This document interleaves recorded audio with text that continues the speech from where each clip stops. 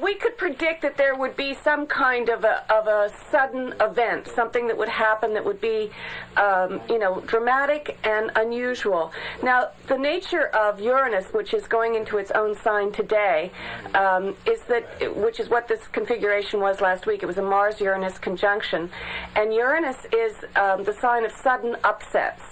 And Mars is, of course, about a certain amount of violence and aggression and the god of war. It's also our energy, though, which is a tricky kind of a thing, which brings me a little bit to what I wanted to talk about today, which was fairy tales. And one of the fairy tales I was contemplating this week was Peter Pan. And, of course, Peter Pan, the part of Peter Pan we tend to remember is that he didn't want to grow up. But another part of Peter Pan, which I think was that Barry might have been in harmony with thinking of with Carl Jung, was that Peter Pan was very upset when he lost his shadow. He wanted to have... That was his identity, though. Well, what it is it's the moon. It's the shadow. It's the unconscious. It's the side of ourselves that we can't verbalize easily, but we need. If we didn't have some place to go in our dreams, some place to try to resolve all those issues that happen to us during the day, we'd probably explode. It's very necessary to have that shadow, that underpinning. So Peter Pan wanted to have his shadow sewed back on so that he made sure that his ability to be in connection with the unconscious was very strong, which is not the part of the story that's given much credit as a rule.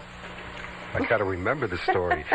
You ready to take some calls? Sure. Okay, let's start off with a birthday girl today. Doris up in Somers, listening on AM 1310.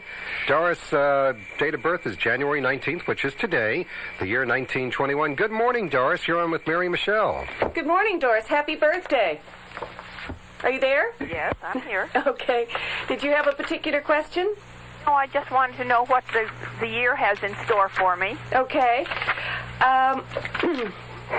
Sorry, I'm just not finding it that easily. Okay. January 19th, you have the sun in Capricorn, as you know. You have the moon in Gemini. So this gives a certain changeability to the underbelly, to that shadow part that I was talking about. The moon in Gemini, it's, your resolutions are oftentimes more confusing than you would like them to be. It's hard for you, particularly the sun in Capricorn is somebody that wants structure and wants to know where they're going and so on. But with the moon in Gemini, there are too many variables, your unconscious is always dealing with too many variables. You have Mercury in Aquarius, 1 degree of Aquarius. Now this is very interesting because today Uranus is going into its own sign of Aquarius. So it's almost like you're going to have telepathic abilities, or something's going to happen unusual in the way that you communicate with people. You're going to be more insightful than you've ever been. Do you tell stories? Are you good at telling stories to people? No, but I like to interpret things. Ah, okay. Well, you're going to have greater and greater insight. You might want to get this book that I'm reading. It's called From the Beast to the Blonde by Marina Warner, and it's all the history of things like Beauty and the Beast and the Sleeping Beauty and things like that, because I think it relates very nicely, or in a feminine kind of way, what makes people tick, as my grandmother would say. All right, so anyway, this is great, this Mercury and Uranus conjunct today. Venus in Pisces, Mars in Pisces. Have you had a little confusion around your relationship issues in the last couple of years? Only fairly recently. Uh-huh. Well, I think it was kind of building, and maybe it came to the forefront fairly recently, but it's probably not going to get resolved until the spring. Was there something in particular about it that you wanted to ask me? But that you're telling me what I want to hear. Okay. All right. That's good. Jupiter in Virgo, you've got luck with money this year.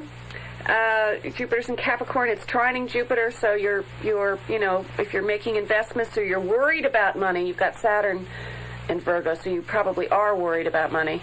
Well, Capricorn is so judicious that I was hoping to get out of that a little.